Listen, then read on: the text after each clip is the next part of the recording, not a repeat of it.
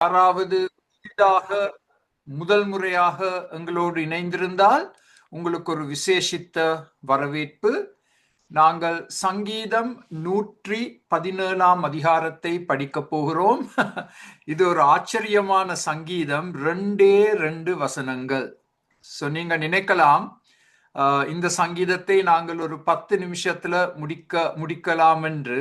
ஆனால் உங்களுடைய சிந்தனைக்கு முற்றிலும் வித்தியாசமாக 2 வாரங்கள் எடுத்து இந்த சங்கீதத்தை மையமாக வைத்து நாங்கள் ஒரு மிக முக்கிய ஒரு தலைப்பின் கீழ் இந்த 2 வேத பாடங்களையும் நடத்த போகிறோம். சங்கீதம் 117க்கு நாங்கள் ஒரு தலைப்பை கொடுக்க வேண்டும் என்று சொன்னால் அந்த தலைப்பு முழு உலகமும் வேதத்தின் தேவன் ஒருவரையே ஆராதனை செய்ய வேண்டும். அதுதான் இந்த சங்கீதத்தில் சொல்லப்பட்டுள்ள மூல கருத்து. முழு உலகமும் வேதத்தின் தேவன் ஒருவரையே ஆராதனை செய்ய வேண்டும். அதை நீங்கள் 1 வசனத்தில் காணக்கூடியதாக இருக்கின்றது.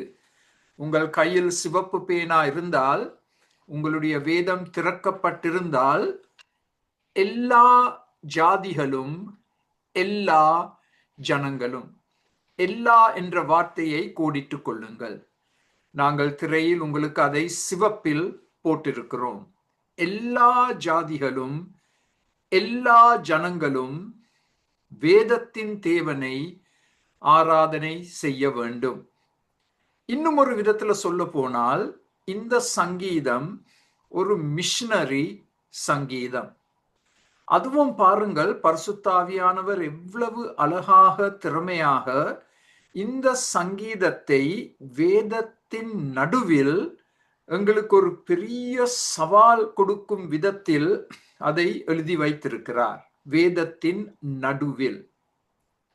இதிலிருந்து நாங்கள் கற்றுக்கொள்ளக்கூடிய ஒரு மிக முக்கிய பாடம், வேதத்தின் தேவன் மிஷனரி தேவன். இந்த சங்கீதம் தேவ இருதயத்தை எங்களுக்கு திட்ட தெளிவாக காண்பிக்கும். தேவனுடைய இருதயம் எல்லா மக்களையும் தம் பக்கம் அவர் சேர்த்து கொள்ள வேண்டும் என்ற அன்பு, ஆவல், ஆசை இந்த தேவனிடம் இருக்கின்றது. நாங்கள் பொதுவாக பழைய ஏற்பாட்டை வாசித்தால் இப்படிப்பட்ட ஒரு மிஷனரி சங்கீதம் உண்டா என்று கூட நாங்கள் கேள்வி கேட்டிருக்கலாம். ஆனால் சங்கீதம் 117 அதை நாங்கள் காணக்கூடியதாக இருக்கின்றது. இந்த சங்கீதத்தை நாங்கள் இன்னும் ஒரு சங்கீதத்தோடு நாங்கள் ஒற்றுமைப்படுத்தி வாசித்து படிக்க வேண்டும். அந்த சங்கீதத்தை நாங்கள் ஏற்கனவே படித்தோம். ஆனால் இந்த சங்கீதத்தின் அடியில் அந்த சங்கீதத்தை நாங்கள் திரும்பவும் வாசித்தால் நலமாக இருக்கும். இந்த 2 சங்கீதங்களையும் ஒன்றாக எடுத்து படிக்க வேண்டும். அந்த சங்கீதம் என்ன? இன்னும் ஒரு மிஷனரி சங்கீதம் இருக்கு. அது அடுத்த ஸ்லைடில் நீங்கள் பார்க்க போகிறீர்கள். இதையும் நீங்கள் உங்களுடைய வேதத்தில் திருப்பி சில வார்த்தைகளை நீங்கள் கோடிட்டு கொள்ள வேண்டும். சங்கீதம் 67. இதை நான் மெதுவாக வாசிக்க போகிறேன். சில இடங்களில் சில வார்த்தைகளை கோடிட்டு கொள்ள நான் உங்களுக்கு சவால் கொடுப்பேன். தேவனே, பூமியில் உம்முடைய வழியும் எல்லா ஜாதிகளுக்குள்ளும் உம்முடைய இரட்சண்யமும் விளங்கும்படியாய். உடனடியாக நீங்கள் கோடிட வேண்டிய வார்த்தைகள் இருக்கு. பூமியில் எல்லா ஜாதிகளுக்குள்ளும். அப்ப பாருங்கள், மிக சுலபமாக நாங்கள் சொல்லலாம், இது ஒரு மிஷனரி சங்கீதம். எல்லா ஜாதிகளும் வேதத்தின் தேவனுடைய ரட்சிப்பை விளங்கிக் கொண்டு அதை அவர்கள் அனுபவிக்க வேண்டும் என்பது தேவனுடைய சித்தம், விருப்பம், ஆவல், ஆசை. 2 வசனம், தேவரீர் எங்களுக்கு இறங்கி எங்களை ஆசீர்வதித்து உம்முடைய முகத்தை எங்கள் மேல் பிரகாசிக்க பண்ணும். அது ஒரு அருமையான ஜெபம். நீங்களும் நானும் இதை எங்களுடைய ஒரு தனிப்பட்ட ஜெபமாக எடுத்து ஜெபிக்க முடியும். எங்கள் குடும்பத்துக்காக ஜெபிக்க முடியும், எங்களுடைய சபைக்காக ஜெபிக்க முடியும், எங்களுடைய நாட்டிற்காக ஜெபிக்க முடியும். இந்த 2ஆம் வசனம். 3ஆம் வசனம், தேவனே ஜனங்கள் உம்மை துதிப்பார்களாக, சகல ஜனங்களும் உம்மை துதிப்பார்களாக.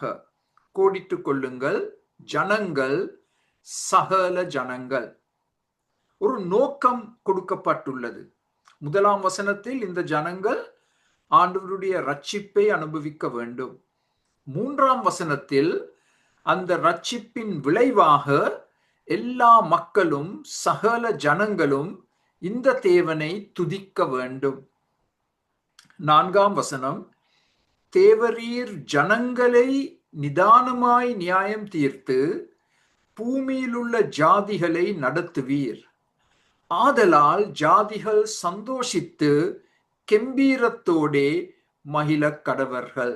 இதுதான் மிஷனரி இயக்கத்தின் முக்கிய நோக்கம். இந்த 4ஆம் வசனம்.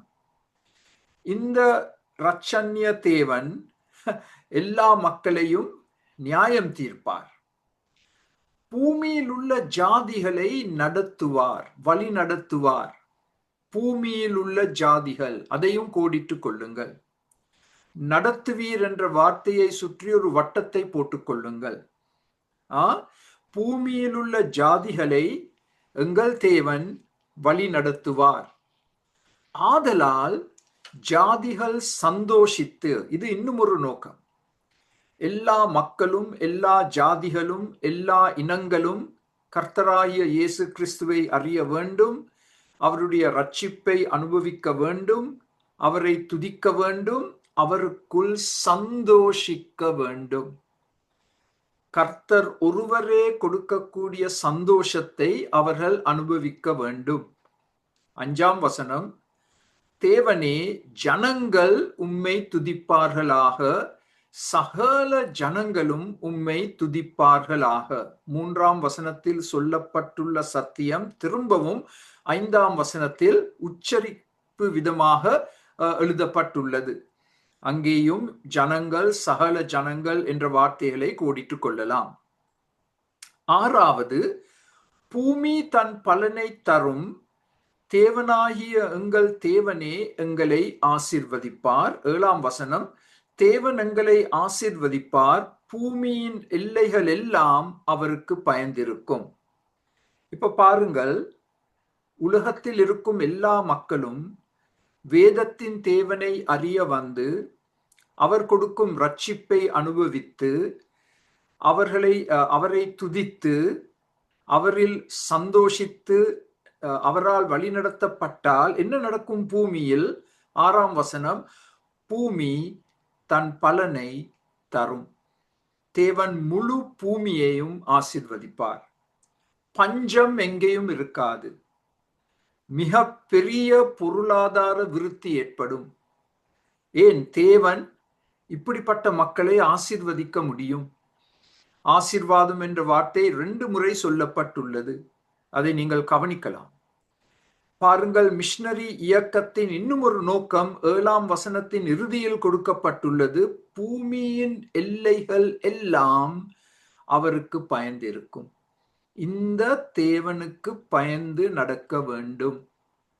அது மிஷனரி இயக்கத்தின் இன்னும் ஒரு முக்கிய நோக்கம். ஆண்டவரை அறிய வர வேண்டும், ஆண்டவருடைய ரட்சிப்பை அனுபவிக்க வேண்டும், ஆண்டவரை துதிக்க வேண்டும், ஆண்டவரால் வழிநடத்தப்பட வேண்டும், ஆண்டவரில் மகிழ் கொண்டாட வேண்டும், சந்தோஷிக்க வேண்டும். அப்பொழுது தேவன் எல்லா மக்களையும் ஆசீர்வதிக்க முடியும். எல்லா மக்களும் தேவனுக்கு பயந்து நடப்பார்கள். மிஷனரி சங்கீதம், சங்கீதம் 67. இதை நாங்கள் சங்கீதம் 117 ஒப்பிட்டு வாசித்து படிக்கும் பொழுது மிஷனரி உபதேசத்தை நாங்கள் கற்றுக்கொள்ள போகிறோம். மிஷனரி உபதேசம். இப்ப அடுத்த ஸ்லைடை பார்க்க போகிறோம். அடுத்த ஸ்லைடில் சில புள்ளி விபரங்கள். 21ஆம் நூற்றாண்டில் வாழும் எங்களுக்கு பொருத்தமான சில புள்ளி விபரங்கள்.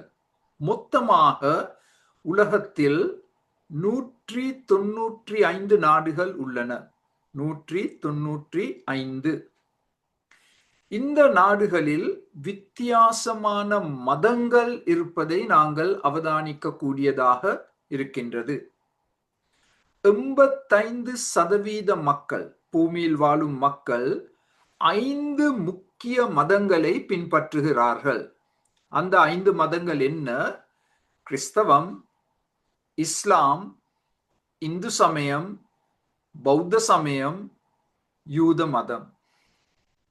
இதுக்குள் நாங்கள் சீக் மதத்தையும் போடலாம், ஆனால் அது 6 என்ற முறையில் வரும். 85% மக்கள் இந்த 5 மதங்களை பின்பற்றுகிறார்கள். 7000க்கு மேலான மொழிகள் உலகத்தில் உண்டு. 7000க்கு மேலான. அதில் முக்கியமான 5 மொழிகள் என்ன? ஆங்கிலம், மண்டரின் சீன மொழி, இந்தி, அது இந்தியாவில் உள்ளது, ஸ்பானிஷ் மொழி, அரபு மொழி. இதுதான் 5 முக்கிய மொழிகள். இந்த மொழிகளில் எவ்வளவோ சுவிசேஷ பணிகள் நடைபெறுவதை நாங்கள் அறியக்கூடியதாக இருக்கின்றது. வைக்லிஃப் பைபிள் டிரான்ஸ்லேட்டர்ஸ் என்ற இயக்கம் வேதத்தில் இருக்கும் உலகத்தில் இருக்கும் ஒவ்வொரு மொழியிலும் வேதம் மொழிபெயர்க்கப்பட வேண்டும் என்ற நோக்கத்தோடு மிஷனரிமாரை அப்படிப்பட்ட நாடுகளுக்கு அனுப்பி வைத்திருக்கிறார்கள். அந்த இயக்கத்துக்காக நாங்கள் ஜெபிக்க கடமைப்பட்டிருக்கிறோம்.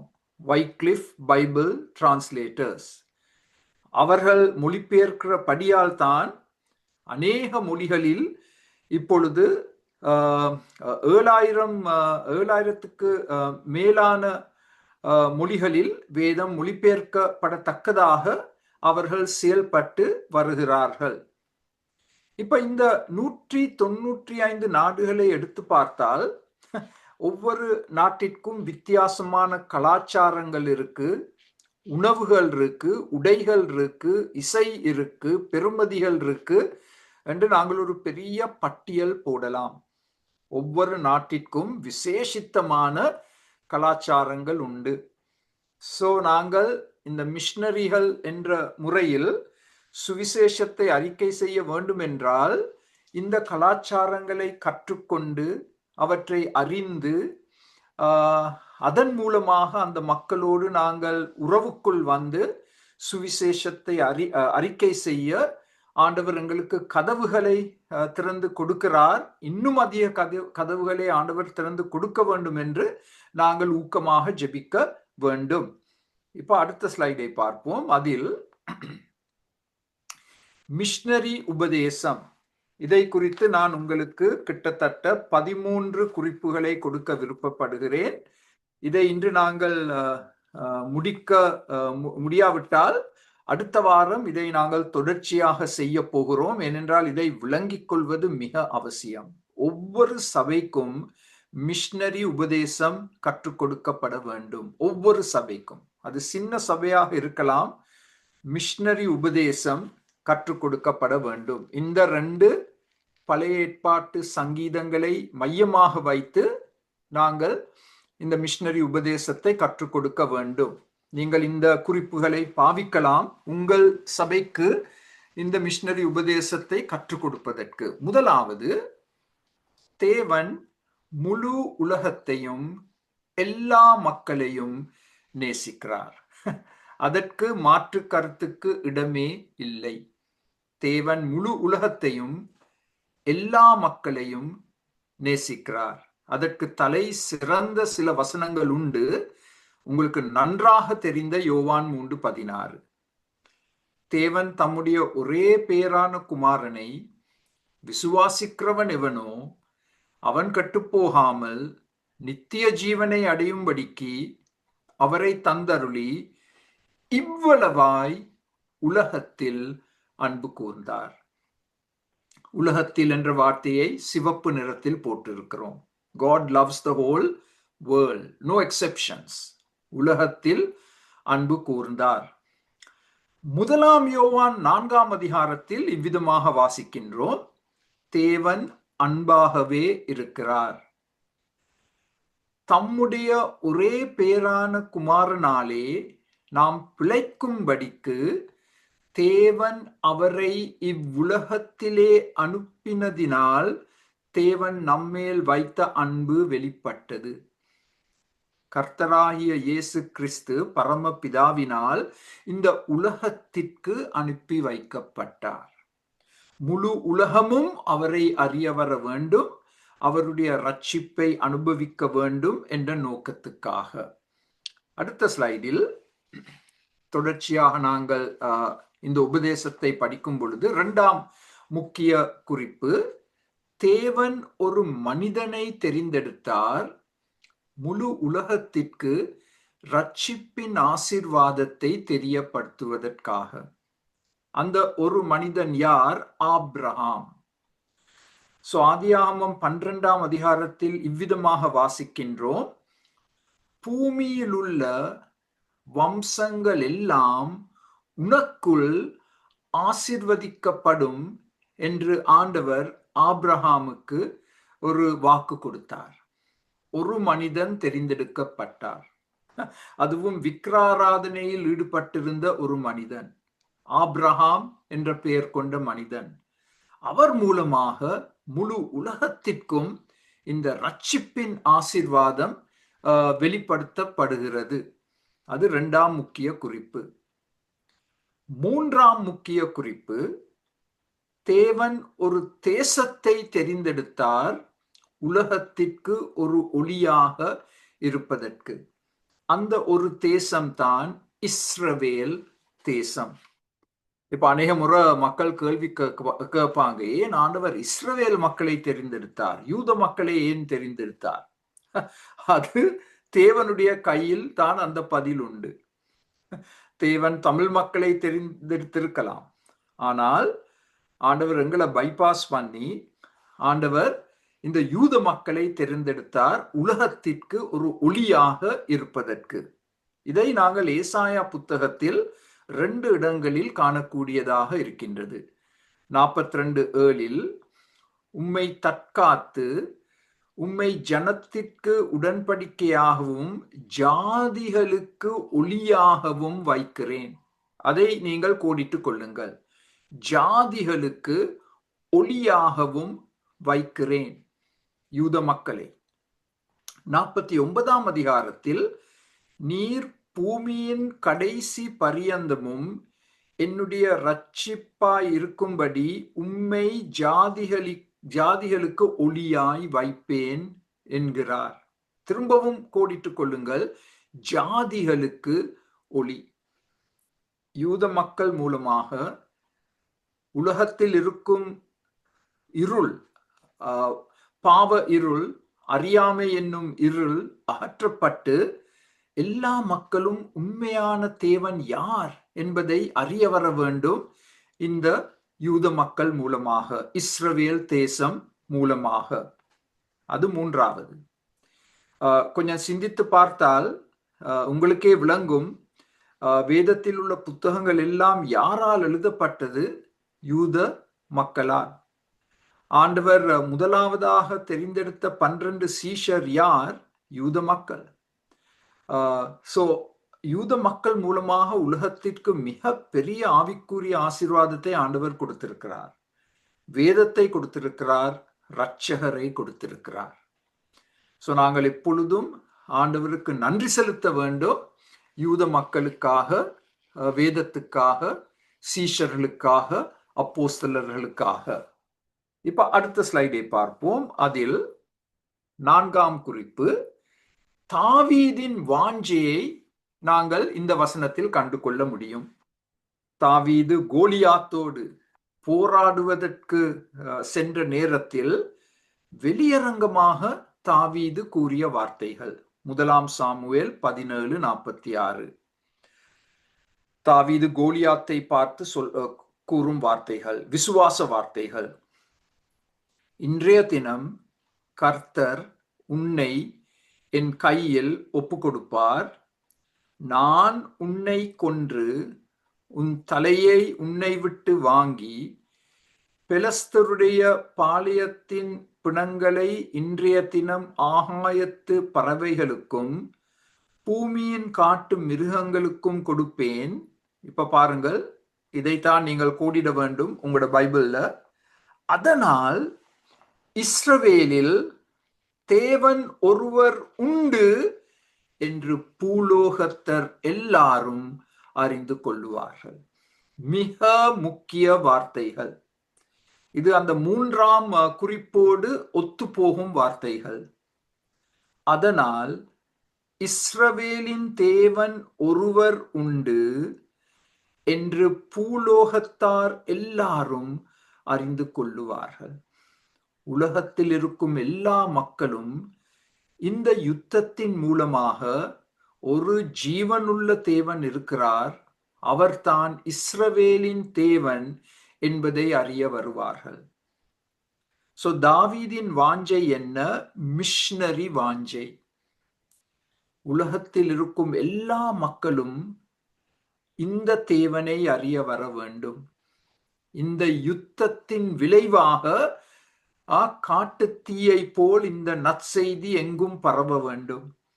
இஸ்ரவேலின் தேவனை நீங்கள் அறிய வர வேண்டும், அவருக்கு நீங்கள் பயந்து வாழ வேண்டும். அப்பொழுது நீங்கள் அவருடைய ஆசீர்வாதத்தை பெற்றுக்கொள்ள முடியும். தாவீதின் வாஞ்சை. தாவீதின் மகனாகிய சொலமன் ராஜாவானதும் அவர் தேவாலயத்தை கட்டினார். அந்த தேவாலயத்தை அவர் பிரதிஷ்டை செய்யும் பொழுது, டெடிகேஷன் பிரேயர் என்று சொல்வோம், அவர் செய்த ஜெபத்தின் ஒரு அம்சத்தை பாருங்கள். 1 ராஜாக்கள் 8:41. உம்முடைய ஜனமாகிய இஸ்ரவேல் ஜாதி அல்லாத அந்நிய ஜாதியார் உமது மகத்துவமான நாமத்தையும் உமது பலத்த கரத்தையும் உமது ஓங்கிய புயத்தையும் கேள்விப்படுவார்களே. பாருங்கள், சொலமன் ராஜாவின் மனதிலும் அதே வாஞ்சை. இஸ்ரவேல் ஜாதி அல்லாத அந்நிய ஜாதியார், உலகத்தில் இருக்கும் அந்நிய மக்கள், அவர்கள் எதை அறிய வர வேண்டும்? 3 காரியங்களை அறிய வர வேண்டும். இஸ்ரவேல் தேவனின் மகத்துவமான நாமத்தை அறிய வர வேண்டும், அவருடைய பலத்த கரத்தை அவர்கள் அறிய வர வேண்டும், ஆண்டவருடைய ஓங்கிய புயத்தை, அதாவது நியாய தீர்ப்பை அவர்கள் அறிய வர வேண்டும்.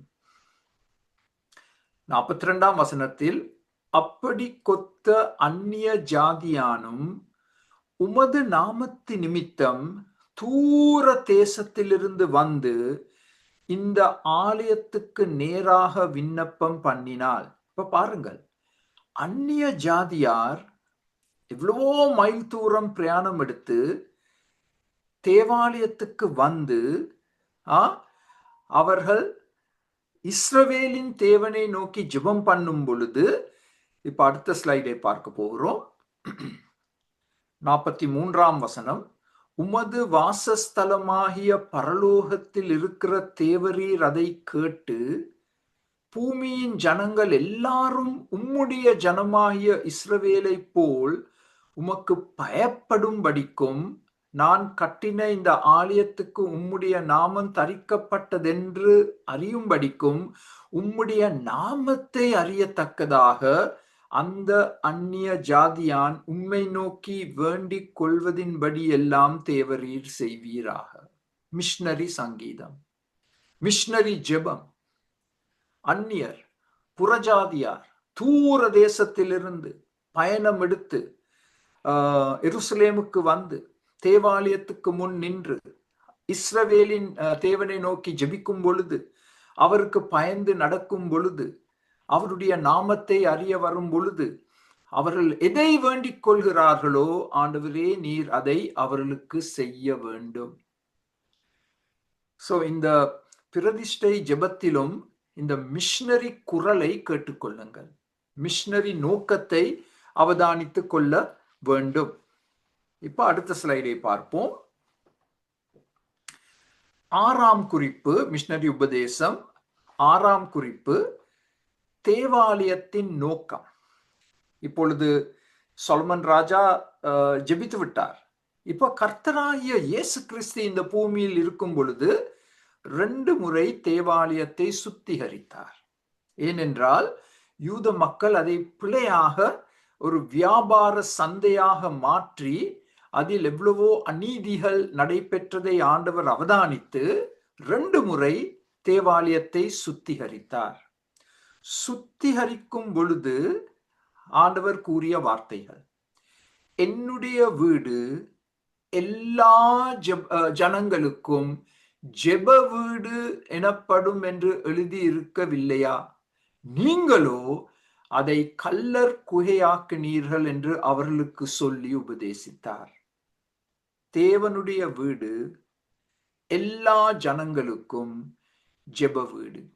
எல்லா ஜனங்கள் என்ற வார்த்தையை கோடிட்டுக் கொள்ளுங்கள். சிவப்பு பேனா கையில் இருக்க வேண்டும். திறந்த பைபிள் கையில் இருக்க வேண்டும். எல்லா ஜனங்களுக்கும் ஜெப வீடு. ஆனால் பாருங்கள், துக்கமாக யூத மக்கள் என்ன செய்திருந்தார்கள்? அந்த ஜெப வீட்டை ஒரு கல்லர் ஆக்கினார்கள். அதனால் உண்மையான தேவனை அறியாதபடிக்கு புறஜாதியாருக்கு ஒரு மிக பெரிய தடை ஏற்பட்டது.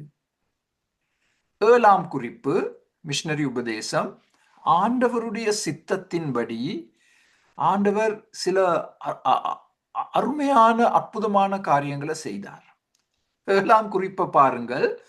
யோசேப்பு எகிப்திய பிரதம மந்திரியாக உயர் பதவிக்குள் கொண்டு வரப்பட்டார். அதே போல் தானியேல் பாபிலோனின் பிரதம மந்திரியாக ஒரு உயர்வான நிலைமைக்கு கொண்டு வரப்பட்டார். ஏன்?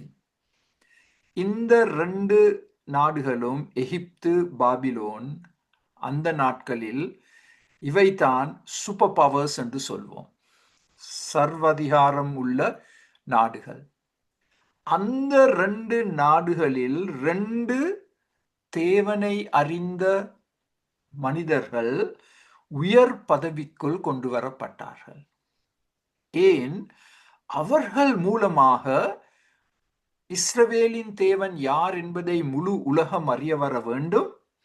அவர்கள் மூலமாக நற்செய்தி எங்கும் பரவ வேண்டும்.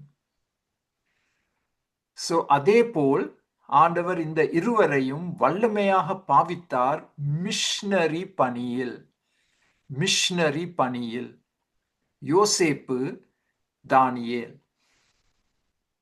அதுவும் அசாதாரண சூழ்நிலைகள் மூலமாக அவர்கள் இருவரும் இந்த உயர் பதவிக்குள் கொண்டு வரப்பட்டார்கள். 8ஆம் குறிப்பு, மிஷனரி உபதேசத்தை கற்றுக்கொண்டு வருகிறோம். சங்கீதம் 117, சங்கீதம் 67. தேவனை தேடிய அந்நியர்களை குறித்து நாங்கள் வேதத்தில் வாசிக்கின்றோம். சில பெயர்களை நான் இங்கே குறிப்பிட்டிருக்கிறேன். இதற்கு இன்னும் பெயர்களை நீங்கள் கூட்டலாம். நான் அறிந்த அளவில் இந்த பெயர்களை நான் இந்த நோட்ஸில், குறிப்புகளில் நான் எழுதி வைத்திருக்கிறேன். ராகாப் ஒரு வேசி, இஸ்ரவேல் மக்களுக்கு சொந்தமானவள் அல்ல, அவள் ரட்சிக்கப்பட்டாள். ரூத் மோயாப் தேசத்தை சேர்ந்த ஒரு அந்நியர், அவர் ரட்சிக்கப்பட்டார்.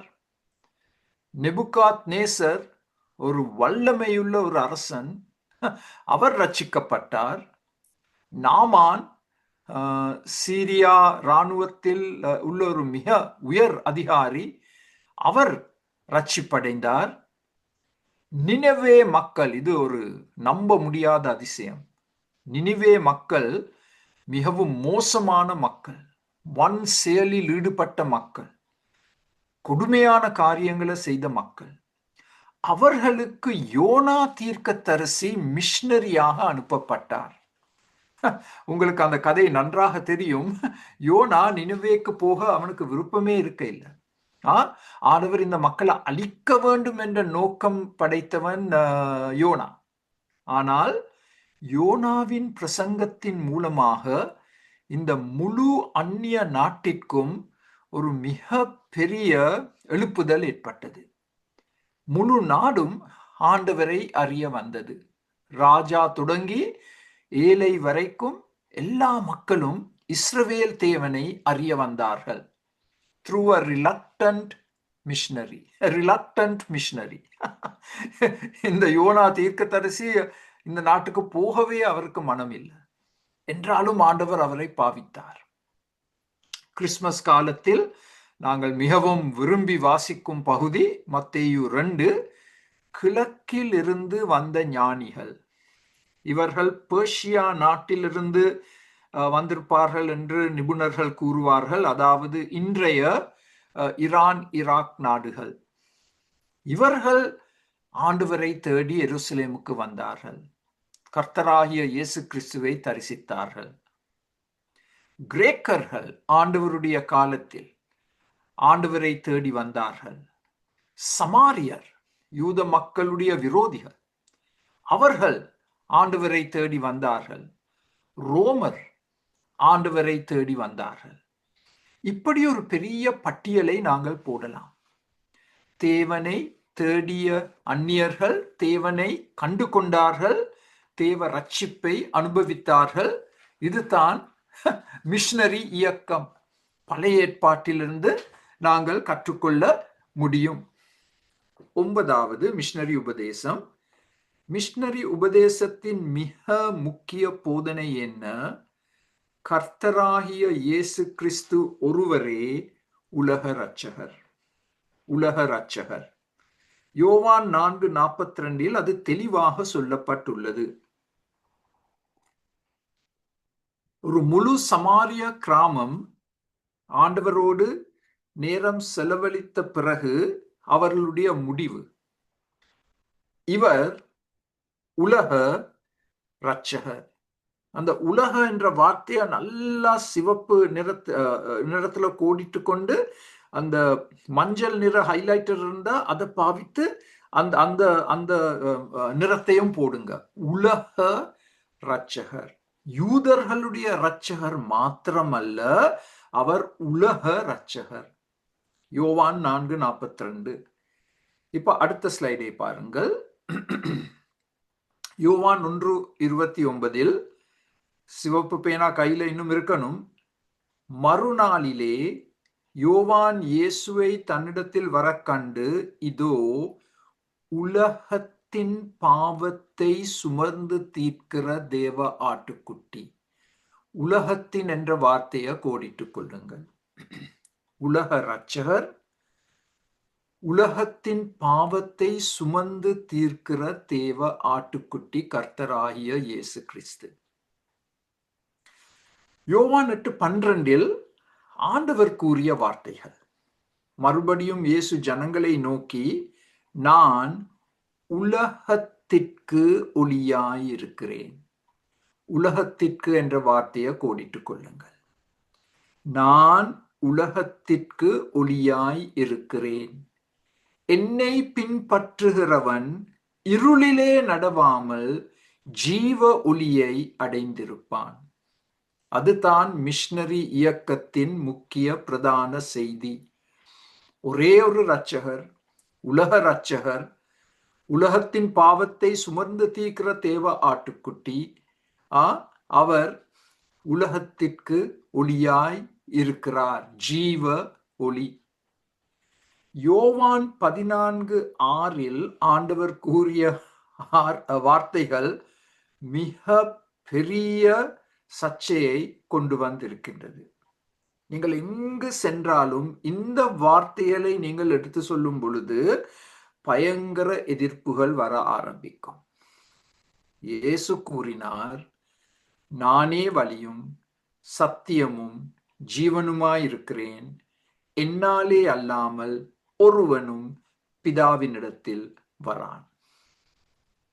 பரலோகத்துக்கு செல்ல வேண்டும் என்றால் ஒரே ஒரு வழிதான் உண்டு, அது கர்த்தராகிய இயேசு கிறிஸ்து. எக்ஸ்க்ளூசிவ் கிளைம் என்று ஆங்கிலத்தில் சொல்வோம். Exclusive claim. இயேசு அநேக தெய்வங்களில் ஒரு தெய்வம் என்று சொன்னா எல்லாரும் கை தட்டுவாங்க. எல்லாரும் கை தட்டுவாங்க, உங்களுக்கு நல்ல சாப்பாடு போடுவாங்க. ஆனால் இயேசு தான் ஒரே இரட்சகர், அவரை ஏற்றுக்கொள்ளாவிட்டால் பரலோகத்துக்கு போக முடியாது என்று சொன்னால் நீங்கள் உடனே ஓட ஆரம்பிக்க வேண்டும். உங்களை துரத்துவாங்க, கல்லெறிவாங்க. இதுதான் மிஷனரி செய்தி. யோவான் 14:6. பேதுரு பிரசங்கம் செய்யும் பொழுது அப்போஸ்தலர் 4:12 இவ்விதமாக கூறினார், அவராலே அன்றி, அதாவது கர்த்தராகிய இயேசு கிறிஸ்து, வேறொருவராலும் ரட்சிப்பு இல்லை. எவ்வளவு தெளிவாக துணிவோடு பேதுரு இந்த வார்த்தைகளை எடுத்து கூறுகிறார். அவராலே அன்றி வேறொருவராலும் ரட்சிப்பு இல்லை. நாம் ரட்சிக்கப்படும்படிக்கு வானத்தின் கீழ் எங்கும் மனுஷர்களுக்குள்ளே அவருடைய நாமமே அல்லாமல் வேறொரு நாமம் கட்டளை இடப்படவும் இல்லை என்றான். அதனால்தான் அப்போஸ்தலர்களை மிகவும் துன்புறுத்தினார்கள், அடித்தார்கள், சிறையில் போட்டார்கள், சிலரை சிறை சேதம் செய்தார்கள். ஏன்? கர்த்தராகிய இயேசு கிறிஸ்து தான் ஒரே இரட்சகர். அவரை தவிர வேறு வழியில் ரட்சிப்பை பெற்றுக்கொள்ள முடியாது. ஒரே ஒரு நாமம், ஒரே ஒரு வழி, ஒரே ஒரு மத்தியஸ்தர். அந்த மூன்றையும் நாங்கள் உச்சரித்து சொல்ல வேண்டும் மிஷனரி உபதேசத்தில். கர்த்தராகிய இயேசு கிறிஸ்துவின் நாமம் ஒரே நாமம், அவர்தான் ஒரே வழி, ஒரே நாமம், ஒரே வழி, ஒரே மத்தியஸ்தர். வேறு வழிகள் இல்லை, வேறு வழிகள் இல்லை. அடுத்த ஸ்லைடை பார்ப்போம். அதில் ஒரே மத்தியஸ்தர் என்பதற்கு 1 தீமோத்தேயு 2:5. தேவன் ஒருவரே, தேவனுக்கும் மனுஷருக்கும் மத்தியஸ்தரும் ஒருவரே, அவர்தான் கர்த்தராகிய இயேசு கிறிஸ்து. பரிசுத்த தேவனையும் பாவியாகிய மனிதனையும் ஒன்று சேர்ப்பவர் கர்த்தராகிய இயேசு கிறிஸ்து என்னும் இரட்சகர், சிலுவை மரணத்தின் மூலமாக. 1 யோவான் 2:2 நம்முடைய பாவங்களை நிவிர்த்தி செய்கிற கிருபாதார பலி அவரே. நம்முடைய பாவங்களை மாத்திரமல்ல, சர்வ லோகத்தின் பாவங்களையும் நிவிர்த்தி செய்கிற பலியாயிருக்கிறார். சிவப்பு பேனா, சிவப்பு பேனா, சர்வ லோகத்தின். கோடிட்டு கொள்ளுங்கள், கோடிட்டு கொள்ளுங்கள். மஞ்சள் நிறத்தால் அதை ஹைலைட் பண்ணுங்க. சர்வ லோகத்தின் பாவங்களையும் நிவிர்த்தி செய்கிற பலியாயிருக்கிறார். இதுதான் மிஷனரி செய்தி. எவ்வளவு தெளிவாக சொல்லப்பட்டுள்ளது. சந்தேகத்திற்கு இடமே இல்லை, மாற்று கருத்துக்கு இடமே இல்லை. 1 யோவான் 4:14 பிதாவானவர் குமாரனை உலக இரட்சகராக அனுப்பினார் என்று நாங்கள் கண்டு சாட்சி இடுகிறோம். கோடிட்டு கொள்ளுங்கள், உலக இரட்சகர். இந்த வசனங்கள் எல்லாவற்றையும் வைத்து நாங்கள் ஒரு முடிவுக்கு வரலாம். கர்த்தராகிய இயேசு கிறிஸ்துவின் மூலமாக மாத்திரம்தான் உலகத்தில் வாழும் எந்த மனிதனும் ரட்சிப்பை கண்டடைய முடியும். வேறு வழி இல்லை. நாங்கள் உண்மையாக இந்த சத்தியங்களை விசுவாசித்தால் மிஷனரி ஊழியத்தில், இயக்கத்தில் நாங்கள் ஒன்றிணைந்து இந்த செய்தியை எல்லா மக்கள் மத்தியிலும் நாங்கள் பகிர்ந்து கொள்ள வேண்டும். அப்படி பகிர்ந்து கொள்ளும் பொழுது மாபெரும் எதிர்ப்புகள் வரும். அதை நாங்கள் சந்திக்க தயாராய் இருக்க வேண்டும். எல்லோரும் இந்த செய்தியை ஏற்றுக்கொள்ள மாட்டார்கள். உங்களுக்கு தெரியும், அநேக நாடுகளில் இயேசுவின் நாமத்தை வெறுக்கிறார்கள். இயேசு என்று சொன்னாலே முடிஞ்சிட்டு, கதை முடிஞ்சிட்டு.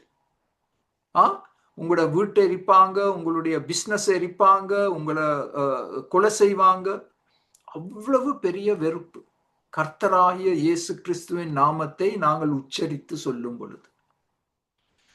சோ 10ஆம் குறிப்பு நமக்கு கொடுக்கப்பட்டுள்ள மகா பெரும் கட்டளை, கிரேட் கமிஷன் என்று ஆங்கிலத்தில் சொல்வோம். எங்களுக்கு கொடுக்கப்பட்டிருக்கும் மாபெரும் கட்டளை. அப்பொழுது இயேசு சமீபத்தில் வந்து சீஷர்களை நோக்கி, 21ஆம் நூற்றாண்டில் வாழும் சீஷர்களாகிய எங்களை நோக்கி அவர் கூறும் வார்த்தைகள், வானத்திலும் பூமியிலும் சகல அதிகாரமும் எனக்கு கொடுக்கப்பட்டிருக்கிறது. அதிகாரம் வல்லமை எல்லாம் அவருடைய கையில் பிதாவானவரினால் ஒப்பு கொடுக்கப்பட்டுள்ளது. அடுத்த ஸ்லைடில், ஆகையால் அந்த அதிகாரம் ஆண்டவருடைய கையில் கரத்தில் இருக்கிறபடியால் நீங்கள் புறப்பட்டு போய் சகல ஜாதிகளையும் சீஷராக்கி பிதா குமாரன் பரிசுத்த ஆவியின் நாமத்திலே அவர்களுக்கு ஞானஸ்தானம் கொடுத்து. இங்கே நீங்கள் ஒரு வட்டம் போட வேண்டிய ஒரு முக்கிய வார்த்தை இருக்கு 19ஆம் வசனத்தில், புறப்பட்டு போய் சகல ஜாதிகளையும். ரெண்டையும் சுற்றி வட்டங்கள் போட்டுக்கொள்ளுங்கள். புறப்பட்டு போய் என்று சொன்னால் நாங்கள் இந்த மக்களை போய் சந்திக்க வேண்டும். அவர்கள் எங்களை தேடி வரமாட்டார்கள், நாங்கள் அவர்களை தேடி செல்ல வேண்டும். அது மிஷனரி இயக்கம். சகல ஜாதிகளையும், எவ்வளவு எதிர்ப்புகள் இருந்தாலும் அந்த மக்கள் மத்தியில் நாங்கள் சென்று வாழ்ந்து உறவுகளுக்குள் வந்து அவர்களை ஆண்டவர் பக்கத்தில் திசை திருப்ப வேண்டும். ரட்சிப்புக்குள் வழிநடத்துவது மாத்திரம் போதாது, அவர்களை சீஷராக்க வேண்டும். அவர்களுக்கு முழுக்கு ஞானஸ்தானம் கொடுக்க வேண்டும். அதுதான் வெளியரங்க அடையாளம். ஒருவர் ஆண்டவருக்கு சொந்தமானார் என்பதற்கான வெளியரங்க அறிகுறி முழுக்கு ஞானஸ்தானம். பாருங்கள், இன்று கிறிஸ்தவர்கள் மத்தியில் அதை குறித்து எவ்வளவு பெரிய விவாதம் இருக்கு, எவ்வளவு எதிர்ப்புகள் இருக்கு. எவ்வளவு தெளிவாக ஆண்டவர் சொல்லி இருக்கிறார். நாங்கள் இந்த முழுக்கு ஞானஸ்தானம் கொடுக்க வேண்டும் எப்பொழுது? ஒருவர் சீஷராகும் பொழுது, ஆண்டவரை ஏற்றுக்கொண்ட பிறகு. நான் இப்பொழுது ஆண்டவருக்கு சொந்தம், நான் ஆண்டவருக்காக வாழ போகிறேன், என்னுடைய பழைய வாழ்க்கை புதைக்கப்பட்டது, ஞானஸ்தான தண்ணீரில் புதைக்கப்பட்டது. இப்பொழுது நான் ஞானஸ்தான தண்ணீரிலிருந்து வெளியே வரும் பொழுது ஒரு புது வாழ்வு வாழப் போகிறேன். அதுதான் 19ஆம் வசனம். 20ஆம் வசனத்தில், நான் உங்களுக்கு கட்டளையிட்ட யாவையும் அவர்கள் கை கொள்ளும்படி அவர்களுக்கு உபதேசம் பண்ணுங்கள். சோ இந்த மிஷனரி ஊழியம் ஒரு மிகப்பெரிய ஊழியம். நற்செய்தியை அறிக்கை செய்ய வேண்டும், ரட்சிப்புக்குள் வந்தவர்களை சீஷராக்க வேண்டும், அவர்களுக்கு ஞானஸ்தானம் கொடுக்க வேண்டும், அவர்களை பராமரிக்க வேண்டும், அவர்களுக்கு ஆண்டவருடைய எல்லா கட்டளைகளையும் கற்பித்துக் கொடுக்க வேண்டும், கிறிஸ்தவ வாழ்க்கையை எப்படி வாழ வேண்டும் என்பதை நாங்கள் உபதேசிக்க வேண்டும். அப்பப்பப்பப்பப்பா, எவ்வளவு பெரிய ஒரு ஒரு ஒரு ஊழியம். சோ மிஷனரி ஊழியம் என்று சொன்னால் எவ்வளவோ தியாகங்கள் செய்ய வேண்டும், எவ்வளவோ தியாகங்கள் செய்ய வேண்டும். ஆனால் ஆண்டவர் பாருங்கள், ஒரு மிக அருமையான வாக்குத்தத்தத்தை கொடுக்கிறார். இதோ உலகத்தின் முடிவு பரியந்தம் சகல நாட்களிலும் நான் உங்களுடனே கூட இருக்கிறேன். உங்களுக்கு எவ்வளவு எதிர்ப்புகள் வந்தாலும் நான் உங்களுடனே கூட இருக்கிறேன், உங்களை கைவிட மாட்டேன், உங்களுடைய தேவைகளை சந்திப்பேன், உங்களை வல்லமையாக பாவிப்பேன் என்று ஆண்டவர் வாக்குறுதி கொடுக்கிறார். இந்த கடைசி கட்டளையை திரும்பவும் அப்போஸ்தலர் 1:8 நாங்கள் பார்க்கக்கூடியதாக இருக்கின்றது. உண்மையாக இந்த இறுதி கட்டளை 4 சுவிசேஷ புத்தகங்களிலும் கொடுக்கப்பட்டுள்ளது. மொத்தமாக 5 முறை கொடுக்கப்பட்டுள்ளது. அப்போஸ்தலர் 1:8, பரிசுத்த ஆவி உங்களிடத்தில் வரும்போது நீங்கள் பெலனடைந்து எருசலேமில், யூதேயா முழுவதிலும், சமாரியாவிலும் பூமியின் கடைசி பரியந்தமும் எனக்கு சாட்சியலாயிருப்பீர்கள். தயவு செய்து கோடிட்டுக் கொள்ளுங்கள், பூமியின் கடைசி பரியந்தமும். பரிசுத்த ஆவியானவரினால் நிரப்பப்பட்ட வாழ்க்கை எப்படிப்பட்ட வாழ்க்கை? அதுக்கு எவ்வளவோ பதில்களை மக்கள் கொடுக்கிறாங்க. ஆனால் தெளிவா ஒரு பதிலை நாங்க சொல்லலாம். எங்கள் உள்ளத்தில் ஒரு மிக பெரிய மிஷனரி பாரம் கொடுக்கப்படும். பரிசுத்த ஆவியானவர் எங்களுக்குள் கிரியை செய்கிறார் என்று சொன்னால் எங்களுக்கு ஒரு மிக பெரிய மிஷனரி பாரம் கொடுக்கப்படும். ஆண்டவர் எங்களை பலப்படுத்துவார் அந்த மிஷனரி பாரத்தை பூர்த்தி செய்வதற்காக. அந்த மிஷனரி ஊழியம் எங்கே ஆரம்பமாக வேண்டும்? எருசலேம். எருசலேம் என்று சொன்னால் எங்களுடைய சொந்த பட்டணம், நீங்கள் வாழும் பட்டணம், உங்களோட ஊர், உங்களோட கிராமம், அங்கதான் ஸ்டார்ட். யூதேயா முழுவதிலும் என்று சொன்னால் சுற்றுப்புறங்கள், உங்களுடைய கிராமத்தை சூழ்ந்துள்ள மற்ற கிராமங்கள். சமாரியா என்று சொன்னால் எதிர்ப்பு இடங்கள், எங்கெங்கே எதிர்ப்புகள் இருக்கோ அந்த இடங்களுக்கும் நாங்கள் செல்ல வேண்டும். அதே சமயம் பூமியின் கடைசி பரியந்தமும் நாங்கள் இந்த மிஷனரி செய்தியோடு பிரயாணித்து கர்த்தராகிய இயேசு கிறிஸ்துவை அறிக்கை செய்ய வேண்டும். 11ஆம் குறிப்பு, மிஷனரி உபதேசத்தின் 11ஆம் குறிப்பு, பவுலின் 3 பிரயாணங்கள், மிஷனரி பிரயாணங்கள். இதை அப்போஸ்தலர் புத்தகத்தில் வாசிக்கின்றோம்.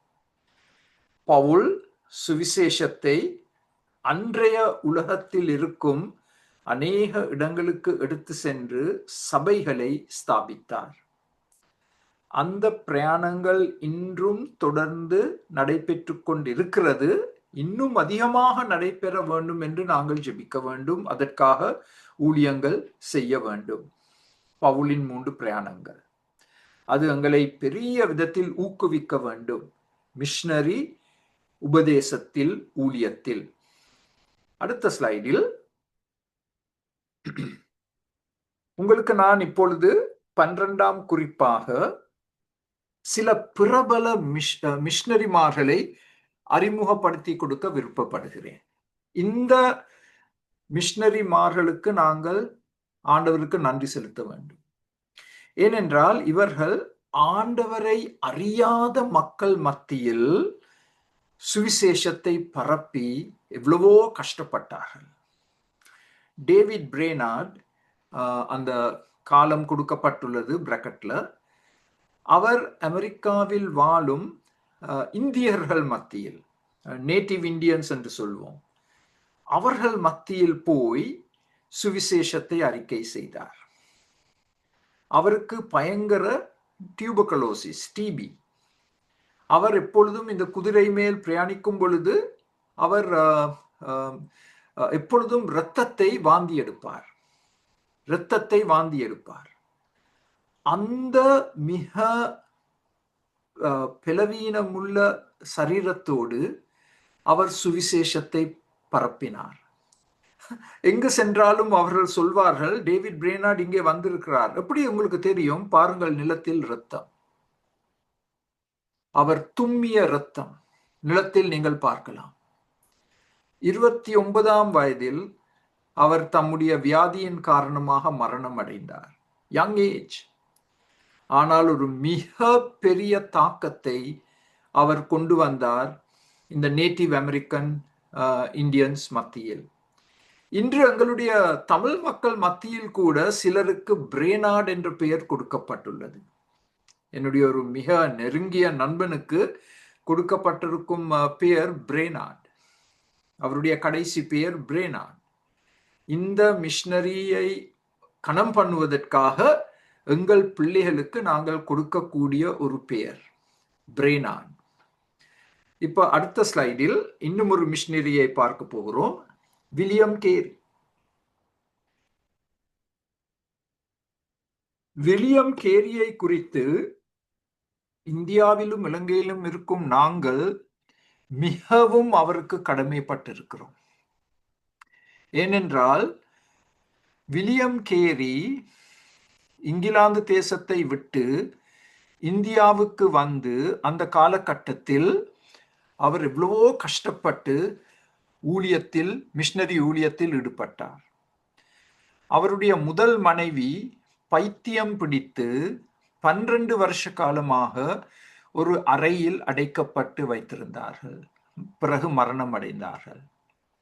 2ஆம் மனைவியும் அவ்வளவு காலமாக உயிர் வாழவில்லை. அவருடைய முதலாம் மனைவி மூலமாக பெற்றெடுத்த முதல் மகன் இந்தியாவில் மரணம் அடைந்தார். இப்படிப்பட்ட மிக பெரிய துயரங்களை அனுபவித்த வில்லியம் கேரி இந்தியாவில் இருக்கும் அநேக மொழிகளில் வேதத்தை மொழிபெயர்த்தார். அவருக்கு ஆண்டவர் அந்த திறமையை கொடுத்திருந்தார். மாத்திரமல்ல, இன்று கூட செரம்போர் பைபிள் வேதாகம கல்லூரி என்பதை இவர்தான் உருவாக்கினார். அந்த காலகட்டத்தில், நீங்க ஸ்கிரீனில் பார்க்கும் காலகட்டத்தில் இன்று கூட அந்த செரம்போர் வேதாகம கல்லூரி செயல்பட்டு கொண்டு வருகிறது. என்னுடைய தாய் அம்மா ஒரு டீச்சராக கற்பித்து கொடுத்த பள்ளிக்கூடத்தின் பேர் கேரி காலேஜ், கொழும்பில் கேரி காலேஜ். வில்லியம் கேரியை கணம் பண்ணுவதற்காக அந்த கிறிஸ்தவ கல்லூரிக்கு கொடுக்கப்பட்ட பெயர் கேரி காலேஜ். வில்லியம் கேரி மரித்து அடக்கம் பண்ணப்பட்ட பிறகு அவருடைய கல்லறையில் எழுதப்பட்ட வார்த்தைகள் என்னை மிகவும் கவர்ந்த வார்த்தைகள். என் மனைவி இறந்த பிறகு அவர்களுடைய கல்லறையில் எழுதிய சில வார்த்தைகளில் இந்த வார்த்தைகள் உள்ளடங்கும். இதை முதலாவதாக எழுதியவர் ஐசக் வாட்ஸ் என்ற him writer. Wretched, poor, helpless worm, on thy kind arms I fall. ஆங்கிலத்தில். இதை தமிழில் மொழிபெயர்ப்பது மிக கஷ்டம். A wretched, poor and helpless worm, on thy kind arms I fall. நான் இந்த வார்த்தைகளை முதல் முறையாக வாசிக்கும் பொழுது ஐசக் வாட்ஸுடைய அந்த ஹிம் மூலமாக நான் எனக்குள் சொல்லிக்கொண்டேன், என்னுடைய கல்லறையில் இந்த வார்த்தைகள் எழுதப்பட வேண்டும். அதை நான் என்னுடைய பைபிளில் எழுதி, என்னுடைய மகன் அதை எப்படியாவது கண்டுபிடித்து இந்த வார்த்தைகளை அவர் எழுத வேண்டும் என்ற நோக்கத்தோடு என்ற பைபிளில் நான் இதை எழுதி வச்சிருந்தேன். ஆனால் நான் மரிப்பதற்கு முன் என்னுடைய அருமை மனைவி கர்த்தரால் பரமேறினார்கள். ஸோ எனக்கு இந்த பொறுப்பு கொடுக்கப்பட்டது. என்ன வார்த்தைகளை நான் எழுத போகிறேன்? ஐசக் வாட்ஸ் ஆரம்பத்தில் எழுதிய வார்த்தைகள், வில்லியம் கேரியின் கல்லறையில் எழுதப்பட்ட வார்த்தைகள். இந்த வார்த்தைகள் என்னுடைய கல்லறையில் எழுதப்படுவதற்கு எனக்கு எந்தவித தகுதியும் இல்லை என்ற போதிலும் என்னுடைய உள்ளத்தின் ஆவலை எடுத்து காண்பிக்கும் வார்த்தைகள். A wretched, poor and helpless worm, on thy kind arms I fall. உங்கள் எல்லாருக்கும் நான் கொடுக்கும் ஒரு சின்ன அறிவுரை, உங்களுடைய கல்லறையில் என்ன எழுதப்பட வேண்டும் என்பதை நீங்கள் தீர்மானிக்க வேண்டும். ஏனென்றால் நீங்கள் தீர்மானிக்காவிட்டால் உங்களுக்கு பிறகு உங்களுடைய குடும்பத்தாரோ சொந்தக்காரரோ ஏதோ வார்த்தைகள் எழுத போறாங்க. அது உங்களுடைய வாழ்க்கை ஊழியத்தோடு சம்பந்தப்பட்ட வார்த்தைகளாக இருக்காமல் இருக்கலாம். ஸோ நீங்களே அந்த வார்த்தைகளை சிந்தனையோடு இப்பொழுதே எங்கேயாவது எழுதி வைத்தால், உங்களுடைய இறுதி உயிலில் எழுதி வைத்தால், அதன்படி இந்த வார்த்தைகளை உங்கள் கல்லறையில் அவர்கள் எழுதுவார்கள். ஸோ வில்லியம் கேரிக்காக நாங்கள் நன்றி செலுத்த வேண்டும். இந்தியாவில் வாழும் அருமையானவர்கள் தயவு செய்து வில்லியம் கேரியை மறக்க வேண்டாம். அவர் மூலமாகத்தான் உங்கள் நாட்டில் ஒரு மிக பெரிய எழுப்புதல் வந்தது. எவ்வளவோ கஷ்டங்கள் மத்தியில் ஆண்டவருக்கு ஸ்தோத்திரம் செலுத்துவோம் இந்த மிஷனரி ஊழியக்காரருக்காக. அடுத்த ஸ்லைடில் இன்னும் ஒரு மிஷனரி. இது ஜட்சன் அடோனிராம், அவருடைய மனைவி ஆன், பர்மா நாட்டில் மிகவும் கஷ்டப்பட்டு ஊழியம் செய்தார்கள். ஜட்சனை எவ்வளோ முறை சிறையில் போட்டார்கள், ஆனாலும் அவர் விட்டு கொடுக்கவில்லை. பர்மா மொழியில் பைபிளை முதல் முறையாக மொழிபெயர்த்தவர் அடோனிராம் ஜட்சன். ஸோ இப்படிப்பட்ட மிஷனரிமாருக்காக நாங்கள் எவ்வளவு ஆண்டவருக்கு நன்றி செலுத்த வேண்டும். தங்களுடைய சொகுசை பார்க்காமல் தங்களுடைய சொகுசான நாடுகளை விட்டு மிக கஷ்டமான நாடுகளுக்குள் பிரவேசித்து மிஷனரி ஊழியத்தில் ஈடுபட்டு வேதத்தை மொழிபெயர்த்து அவர்கள் வேதத்தை அந்த நாட்டு மக்களுக்கு கொடுத்தார்கள். அடுத்த ஸ்லைடில், நெக்ஸ்ட் ஸ்லைட்.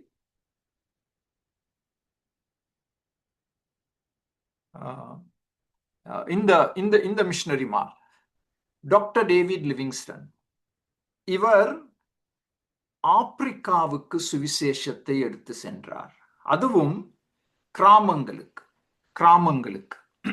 இவர் ஒரு வைத்தியர். சோ வைத்திய துறையில் ஈடுபட்டபடியால் வைத்தியத்தின் மூலமாக அநேக ஆப்பிரிக்க கிராமங்களுக்கு சுவிசேஷத்தை எடுத்து சென்றார். அவர் மரித்தது ஆப்பிரிக்காவில். ஆனால் அவருடைய சரீரத்தை இங்கிலாந்துக்கு கொண்டு வந்து அங்கே புதைத்தார்கள். அவருடைய இருதயம் ஆப்பிரிக்காவில் புதைக்கப்பட்டது. ஏன் தெரியுமா? எல்லாரும் சொன்னார்கள், இவருடைய இருதயம் ஆப்பிரிக்க இருதயம்.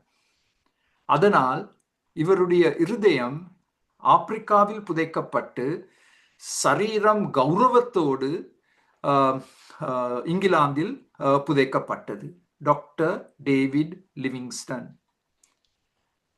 ஜான் பெட்டன் என்ற ஊழியக்காரர் மக்களை சாப்பிடும் மக்கள் மத்தியில் போய் வாழ்ந்து ஊழியம் செய்து சுவிசேஷத்தை அந்த மக்களுக்கு எடுத்து கூறினார்.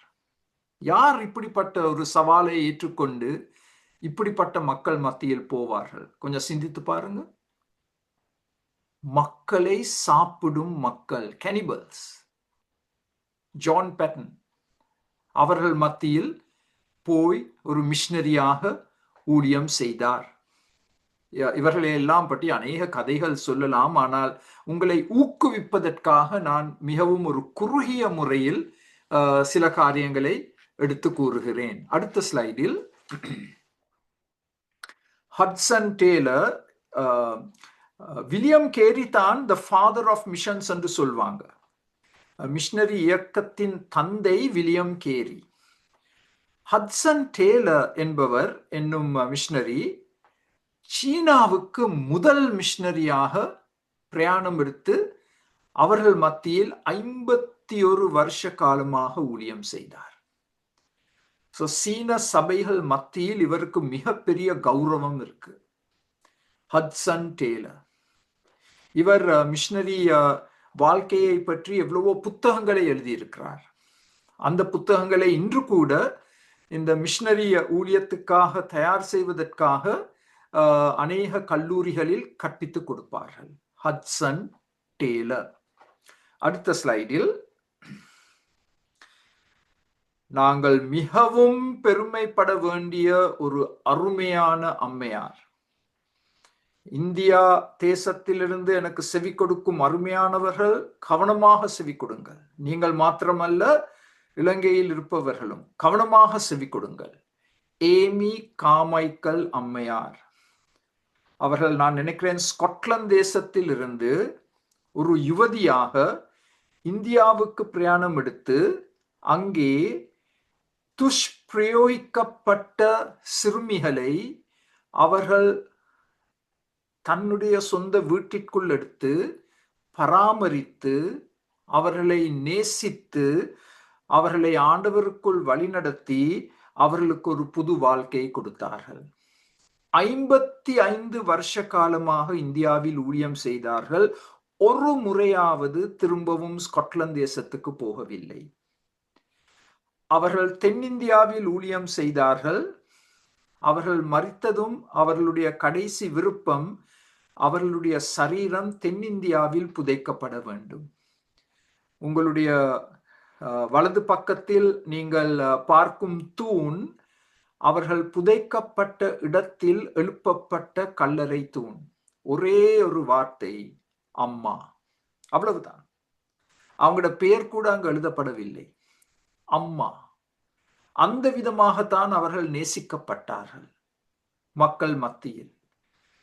சோ ஏமி கார்மைக்கல் அம்மையார் ஒரு மிக பெரிய மிஷனரி ஊழியத்தை செய்தார்கள் இந்தியா தேசத்தில்.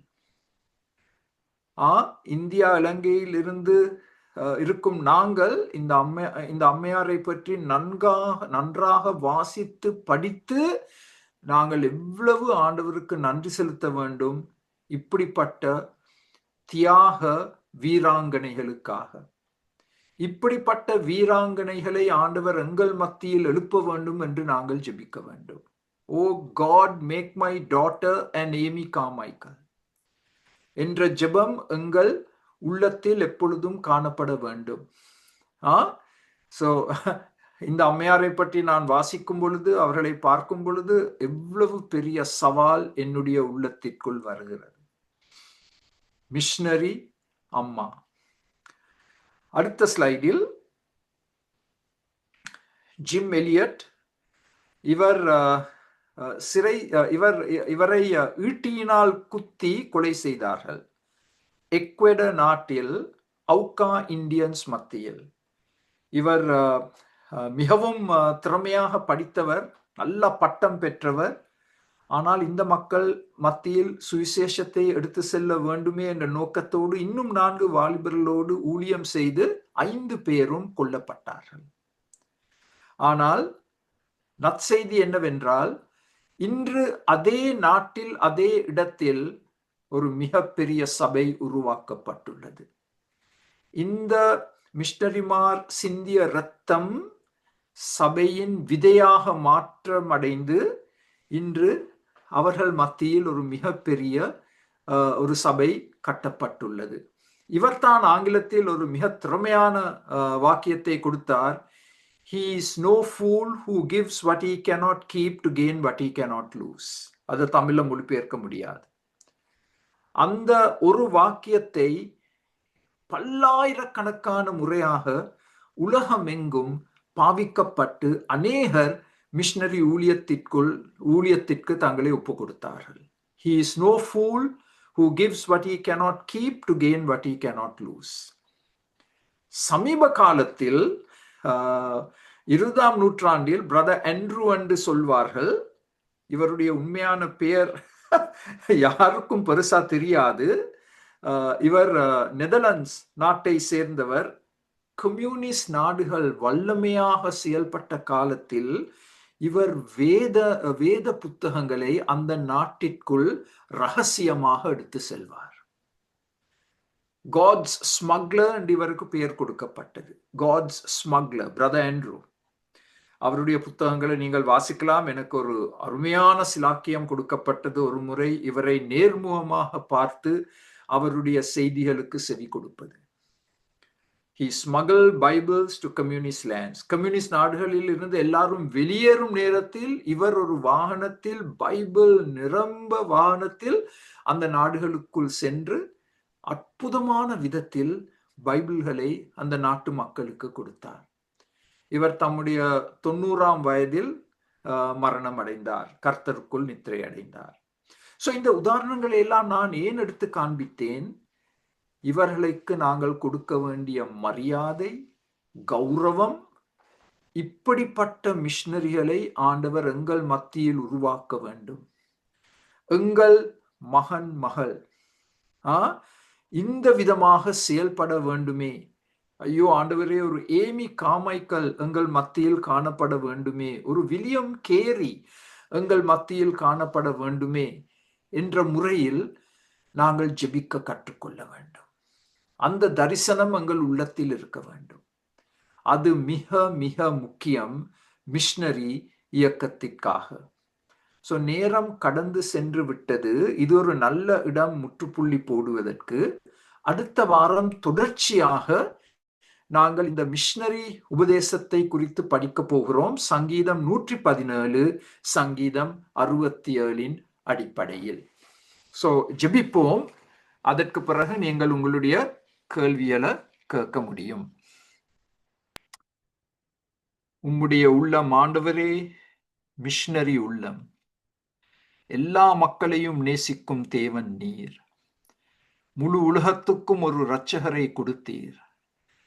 அவர் உம்முடைய ஒரே நேசகுமாரன், கர்த்தராகிய இயேசு கிறிஸ்து. ஆண்டவரே, இந்த பாடத்தின் மூலமாக நாங்கள் தொடப்பட்டோம். நாங்கள் ஆண்டவரே முழு உலகத்தையும் பெரிய விதத்தில் சிந்திக்காத மக்கள். ஆனால் இன்று நீர் எங்களுடைய மனதை தொட்டீர், உள்ளத்தை தொட்டீர். இந்த பிரபல மிஷனரிகள் மூலமாக எங்களோடு பேசினீர். எங்கள் மத்தியில் ஏமி காமாய்க்கல்களை உருவாக்கும், வில்லியம் கேரி போன்றவர்களை உருவாக்கும், ஜிம் எலியட் போன்றவர்களை உருவாக்கும். ஆண்டவரே, எங்கள் கிராமங்களில் மாத்திரமல்ல, சுற்றுப்புறங்களில், ஆண்டவரே, எங்கள் சமாரியாவில், உலக பரியந்தமும் உம்முடைய நாமம் ஆண்டவரே பிரசங்கம் செய்யப்பட வேண்டும். அதனால் இன்று எனக்கு செவி கொடுத்த ஒவ்வொருவரையும் கண்ணோக்கி பாரும், ஆசீர்வதியும், பலப்படுத்தும். இயேசுவின் நாமத்தில் ஜெபங்கேளும் பிதாவே, ஆமென்.